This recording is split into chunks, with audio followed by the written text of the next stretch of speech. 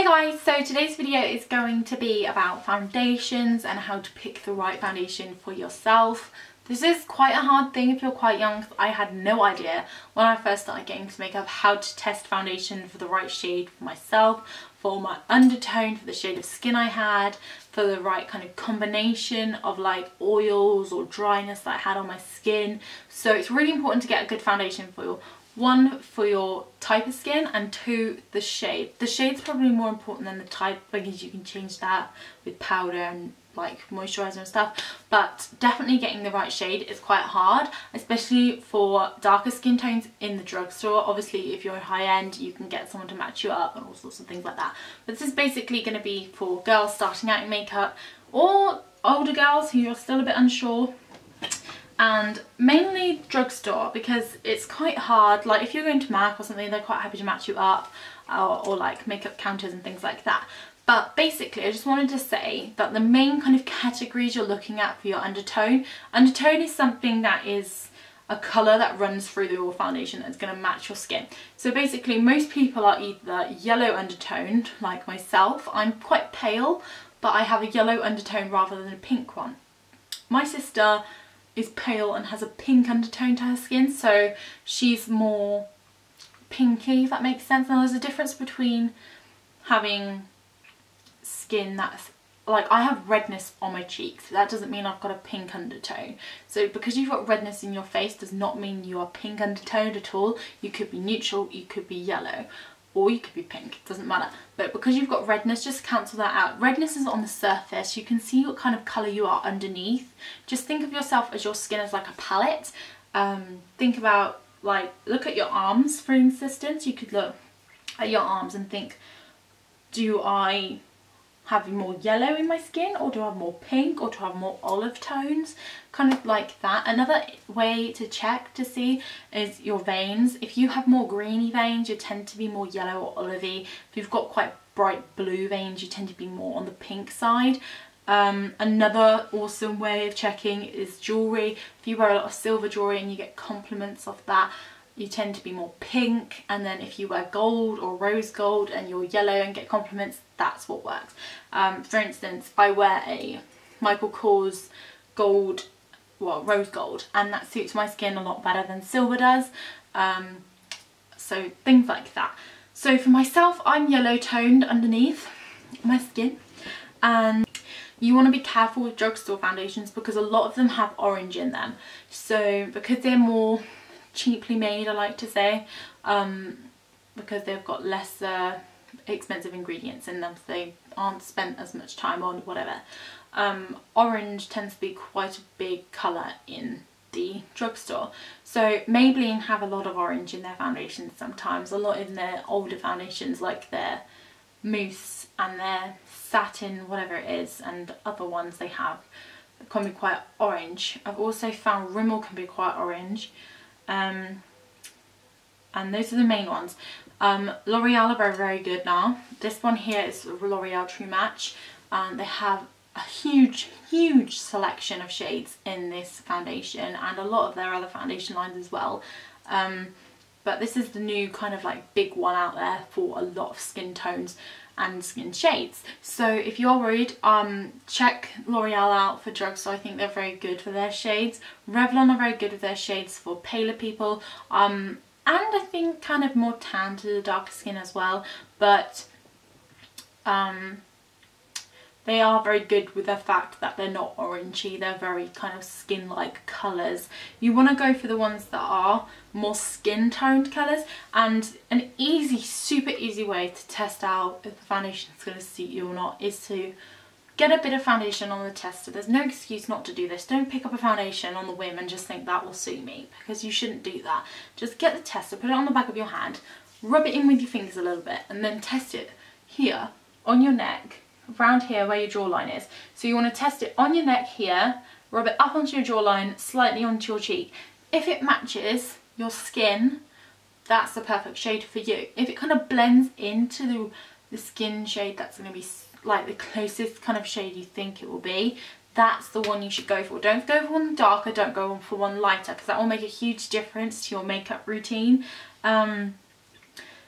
It looks it can look just as bad if you've got a paler foundation, and I'm not gonna lie, I've seen quite a few women on makeup counters who wear paler foundations than what they should do, and it looks awful on them. It looks like they're in a flashback SPF photo, and it looks horrible, and you don't look right then. You don't look healthy, you don't look like you're in your own skin. So that's what I would recommend you doing. On the back of your hand, get some foundation, rub it in to your neck, onto your cheek to kind of get the right match. If it's too orange, skip that counter, go and find another foundation. Sometimes it's worth investing in foundation to get the right shade and things like that. But as for your skin type as well, I definitely recommend looking at some reviews, seeing what kind of ones you think are good for dry skin, what are good for oily skin. Revlon do great foundations for oily skin. Their Revlon Colour Stay is amazing. It stays on the face, it fades lovely, it doesn't stick to any dry patches at all, and it's just beautiful. A lot of people like Rimmel Wake Me Up. I personally don't. I think it's too glittery and it just kind of melts off the face, and it breaks me out, to be honest. It breaks me out, so I just don't like that one. Also, what other foundations do I like? I like Revlon Photo Ready. I do like that one. What other drugstore ones do I like? Oh yes, this L'Oreal one I like. This one's good. The L'Oreal True Match, that's very good, the staying power. Also, this one here, Revlon Nearly Naked. This is very good. If you guys are wondering what shade I am and think you're quite similar to me, this is in 130 Shell. Another point to point out, if you've kind of got ginger hair and you are very pale naturally, I would recommend getting perhaps the lightest shade in the foundation that you think is going to match your skin tone, and then get a white and mix that in with it. That's just the perfect idea for those with paler skin tones, because I know it can be really hard to find them and it sucks, it really does. And to be honest, women with darker skin tones suffer as well a lot in the drugstore, especially in the UK. So I would just get a white, and if you're darker, perhaps try the darkest foundations. If not, unfortunately, you'll probably just have to go to a higher end shop.